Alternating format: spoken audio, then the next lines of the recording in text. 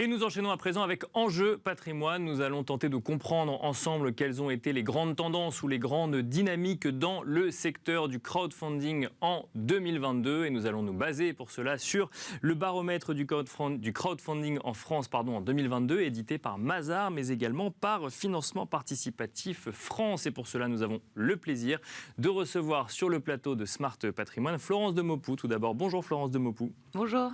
Vous êtes directrice de Financement Participatif France. Nous allons tenter de comprendre effectivement ensemble quelles sont les grandes dynamiques dans ce secteur. Nous avons également le plaisir d'accueillir sur ce plateau Bertrand Desportes. Bonjour Bertrand Desportes. Bonjour Nicolas.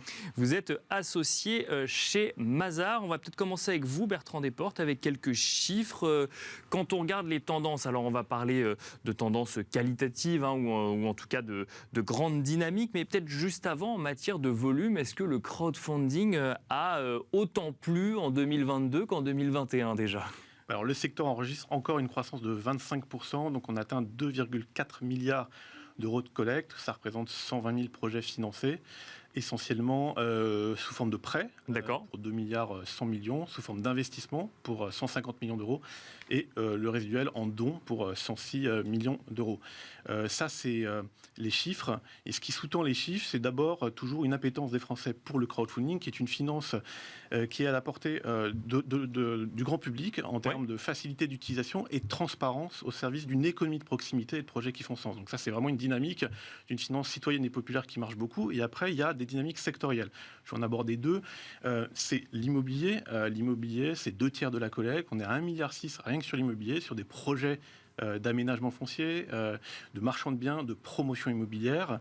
Donc c'est très, très important en termes de volume. Et ensuite, une dynamique sectorielle au titre de la transition énergétique. On est à plus de 300 millions d'euros, 320 très exactement, sur des projets d'éolien, d'infrastructures solaires, hydrauliques.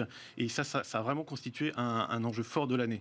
Et une dernière explication technique, je pense qu'il faut vraiment en parler, c'est la manière dont le crowdfunding a diversifié ces circuits de collecte, puisque pour 66%, on est toujours sur l'approche directe sur les plateformes, mais par ailleurs, il y a 15% de la collecte qui est apportée par les CGP et 8% qui est apportée par d'autres acteurs comme les family office, le réseau bancaire, etc.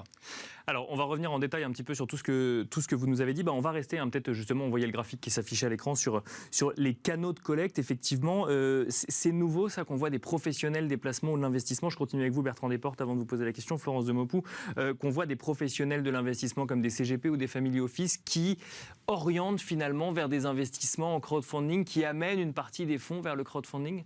Alors, c'est pas exactement nouveau, mais en tout cas, la tendance s'amplifie d'année en année, même si on l'a mesuré très concrètement cette année pour la première fois. On sent bien que c'est un produit d'épargne de diversification qui intéresse les CGP au titre de leur clientèle. Et le crowdfunding, compte tenu des rendements qu'il apporte, notamment sur l'immobilier ou de la transition énergétique, on atteint des niveaux de rendement de 9,4% sur un financement obligataire, par exemple. 9,4% de manière générale, ou quand on parle d'immobilier ou de financement ou de finance durable ? Sur l'obligation immobilière, oui. D'accord, oui. Tout à fait. Écoutez, c'est un produit de diversification très intéressant et côté plateforme, c'est intéressant pour elle d'aller chercher de la collecte plus en profondeur dans des poches d'épargne qui sont accessibles par des réseaux bancaires, CGP, Family Office.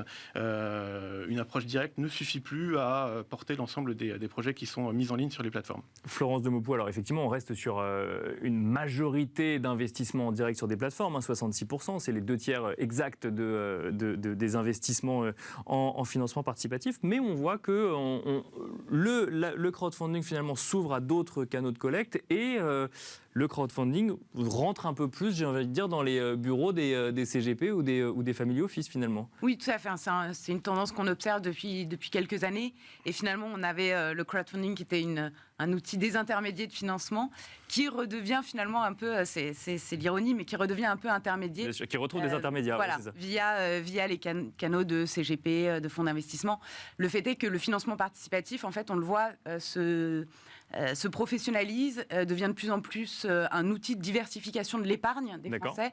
Et donc, on n'est plus uniquement, parce que ça reste assez accessible à tous les citoyens, mais on n'est plus uniquement sur du petit ticket d'investissement de la part d'un particulier qui voudrait investir dans un projet parce qu'il y a de l'affect, parce qu'il y a de l'intérêt, mais aussi sur une vraie stratégie de diversification de son épargne, de constituer un portefeuille d'investissement et donc de s'adresser à son conseiller en investissement ou en gestion de patrimoine pour être orienté vers telle ou telle offre de services qui sont proposés par les plateformes. Parce que pour rebondir sur les chiffres que nous donnait Bertrand Desportes tout à l'heure, effectivement, sur les 3 typologies, on constate don, prêt ou investissement. La majorité est orientée vers du prêt ou de l'investissement et le don devient minoritaire par rapport à aux autres typologies. Après, c'est pas un outil de gestion de patrimoine, le don.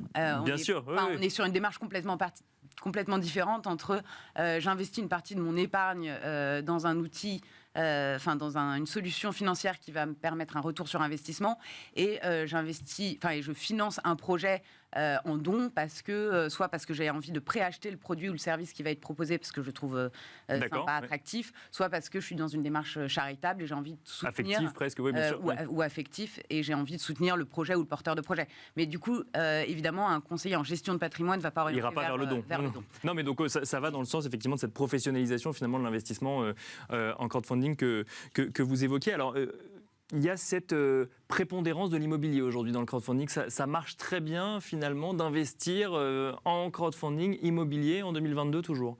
Alors, ça marche très bien. En tout cas, ça plaît beaucoup. Ça plaît beaucoup. Force est de constater que c'est 75% des volumes collectés. Donc, c'est sûr qu'en termes de volume de collecte, l'immobilier est considérable et ça reste la locomotive du secteur depuis ces dernières années parce qu'il y a une attractivité à la fois pour les investisseurs et à la fois pour les plateformes vers ce type de financement, parce que ça reste l'outil de financement le secteur le plus rentable pour les plateformes de financement participatif aussi. Donc celles qui étaient généralistes ont tendance à aussi s'orienter de plus en plus vers l'immobilier parce que économiquement ça a du sens. Bien sûr. Et puis les plateformes qui se créent aussi beaucoup sur ce secteur parce qu'il reste de la place. Il reste de la place et la demande est toujours là finalement. Et la demande est toujours là. Et voilà, il y a un intérêt à la fois pour les promoteurs immobiliers, les marchands de biens, et à la fois pour les investisseurs. Enfin, il y a une vraie cohérence entre l'offre et la demande sur ce type de financement. Et puis, il faut dire quand même qu'il y a, au titre de l'actualité réglementaire, notamment la loi énergie-climat et la loi climat-résilience, toute une thématique autour de la rénovation énergétique des bâtiments. Bien sûr. Très portée par les marchands de biens et la promotion immobilière. Et les plateformes de crowd se saisissent aussi de ce sujet-là. Il faut savoir que d'ici quelques années, ce qu'on appelle les passoires thermiques, diagnostics DPE, F ou G vont être interdits à la location. Et l'État, ainsi que les grands bailleurs privés savent que le parc locatif français doit faire l'objet d'évolutions importantes. Eh bien, les plateformes de crowdfunding immobilière sont au rendez-vous, proposent ce type de projet en ligne et se saisissent de cette actualité-là pour consolider en fait leur offre. Et ça rentre dans l'aspect finance durable que vous évoquiez tout à l'heure en matière de grande dynamique pour 2022 ? C'est une des dynamiques de la finance durable. Tient effectivement à la transition énergétique aussi du parc immobilier. Il y a aussi toute la notion de recyclage urbain, c'est-à-dire avec l'interdiction d'artificialisation des sols supplémentaires. Il y a cette notion de transformer l'existant en d'autres usages si le besoin s'en fait sentir. Et les plateformes de crowdfunding sont capables d'aller aussi sur ces sujets-là, transformer des bureaux en logements. On a eu le cas notamment d'un bureau de poste qui a été transformé grâce au financement de la plateforme Viliz en centre médical. Donc c'est des choses que les plateformes savent aller chercher comme type d'opération.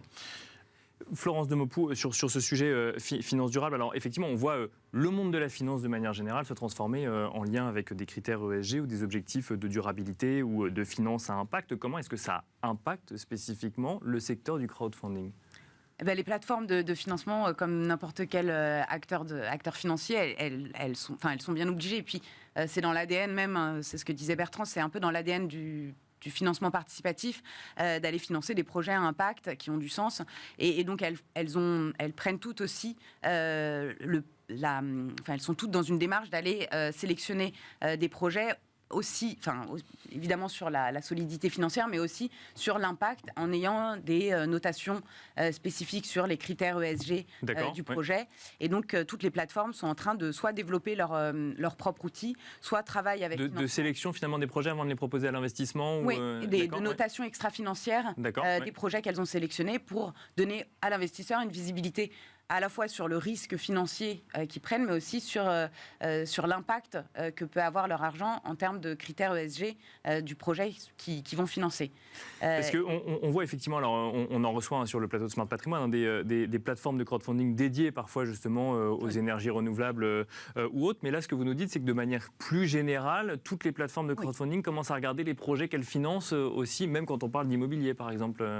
Oui, quand on parle d'immobilier ou quand on parle de financement de sociétés plus classiques, comme hors immobilier, hors justement énergie renouvelable, où là, évidemment, l'impact... Le crowdfunding ne fait pas que ça. Oui, c'est ça. Il y a des projets beaucoup plus classiques sur lesquels on va faire une notation sur une évaluation sur les critères sociaux, sociétaux, de gouvernance et environnementaux que peut avoir l'entreprise.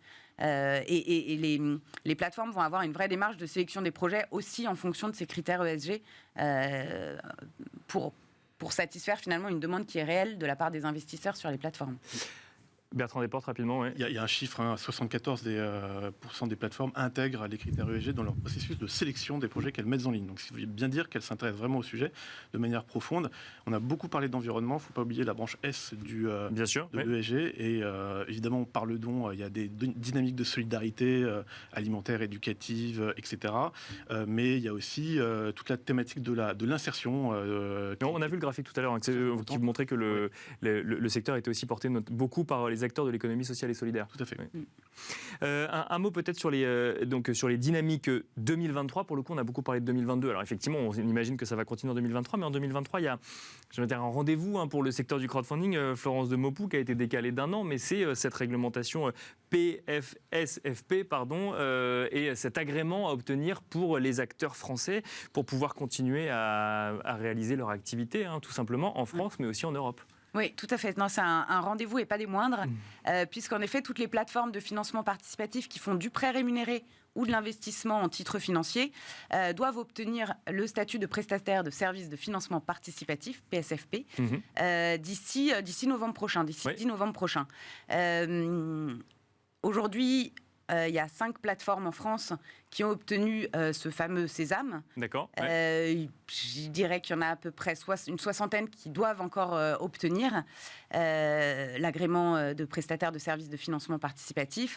Et sachant qu'en Europe, aujourd'hui, il y a 21 plateformes de crowdfunding qui ont obtenu l'agrément au total en Europe, dont 5 en France. Donc, il y avait déjà eu un recul d'1 an justement sur l'obtention de cet agrément. Vous pensez que là, fin 2023, les plateformes auront eu le temps de se mettre à la page de cette nouvelle réglementation ? Je leur souhaite, parce qu'il n'y aura pas d'autres prorogations possibles. On a en effet réussi à obtenir une prorogation de 12 mois qui était nécessaire.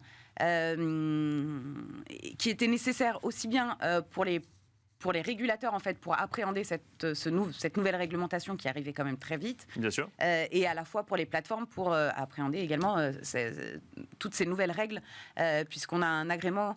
Enfin, on passe d'un statut européen, un statut national, à un agrément européen qui est passeportable, avec des règles qui sont quand même très différentes en termes de conflit d'intérêts, de contrôle interne, etc. Donc, c'est pas anodin pour les plateformes.